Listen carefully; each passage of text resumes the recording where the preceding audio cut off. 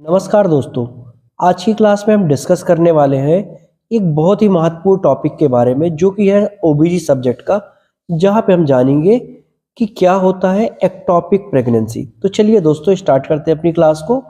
Ectopic pregnancy क्या होगा जब कोई भी प्रेगनेंसी यूट्रस के आउटसाइड इम्प्लांट हो जाती है, तो उसे हम लोग एक्टॉपिक प्रेगनेंसी कहते हैं। बेसिकली यह यूट्रस यूट्रस के इस पोर्शन पे प्रेगनेंसी जो है वह इम्प्लांट होती है।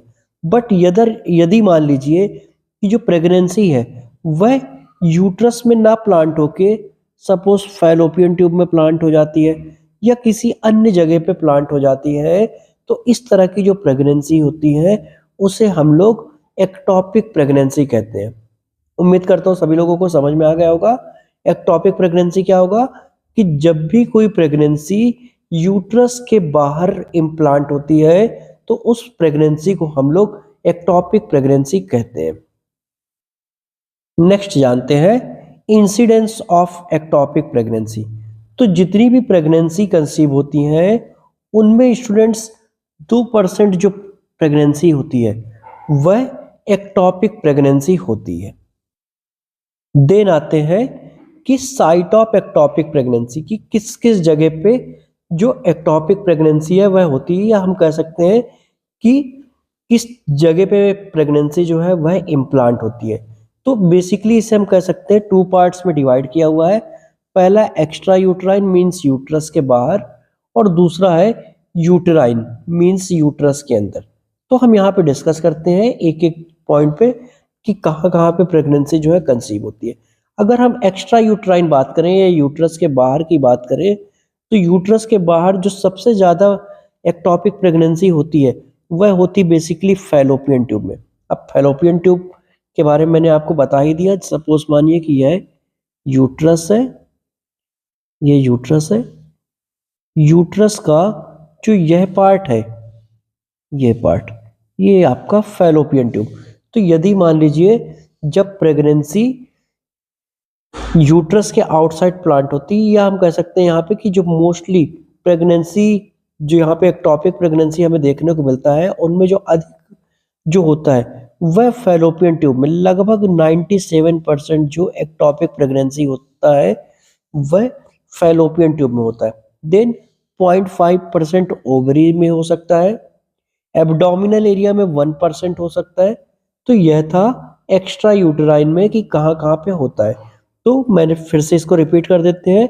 97% जो प्रेगनेंसी इम्प्लांट होती है वह फैलोपियन ट्यूब में होती है, 0.5% जो होता है वह ओवरी में होता है, और 1% जो होता है लगभग यह एब्डोमिनल में होता है। इसके बाद आते हैं नेक्स्ट पॉइंट पे कि यूट्राइन में सर्विक्स में लगभग 1% होता है, एंगुलर रीजन में जो है एक भी नहीं होता है, और सिजेरियन स्कार, जहां पे सिजेरियन स्कार होता है वहां पे लगभग 1% होता है। नेक्स्ट आते हैं दोस्तों इसके कॉजेस पे। तो इसके कॉजेस क्या क्या हो सकते हैं डिस्कस करते हैं।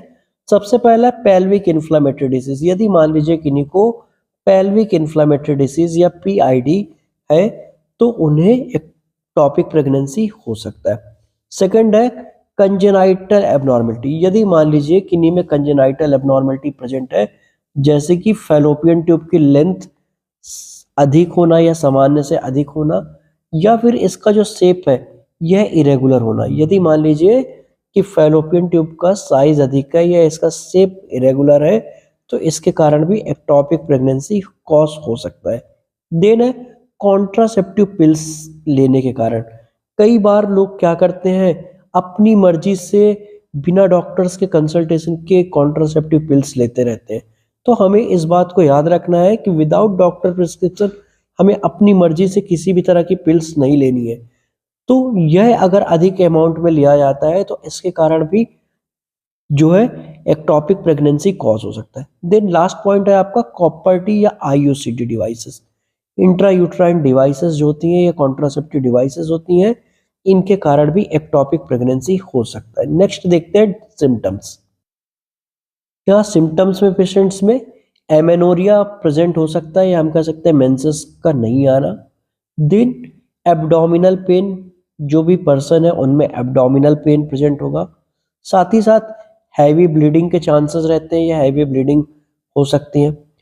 देन पेशेंट में नाउजिया प्रेजेंट होगा, वोमिटिंग प्रेजेंट होगा और यदि मान लीजिए वो पेशेंट में ब्लीडिंग बहुत अधिक मात्रा में होता है, तो ऐसे में जो मदर है वह शॉक में भी जा सकती है।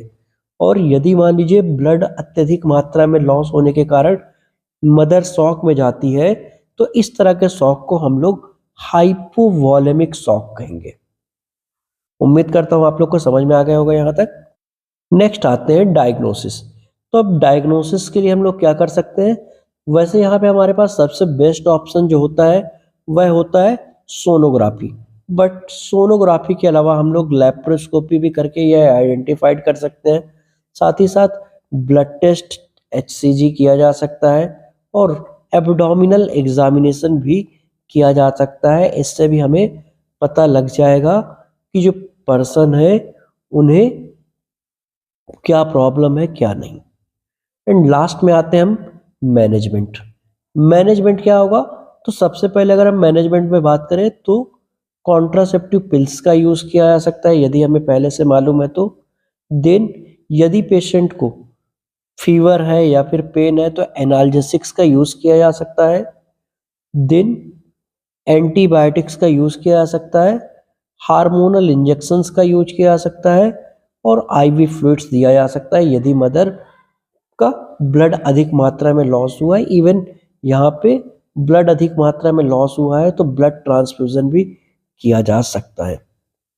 ब्लड ट्रांसफ्यूजन भी किया जा सकता है। उम्मीद करता हूँ दोस्तों आप लोग को क्लास समझ में आई होगी। यदि आप लोग को क्लास समझ में आई हो तो प्लीज़ इस चैनल को लाइक सब्सक्राइब करें और वीडियो को भी अपने दोस्तों से ज़्यादा शेयर करें।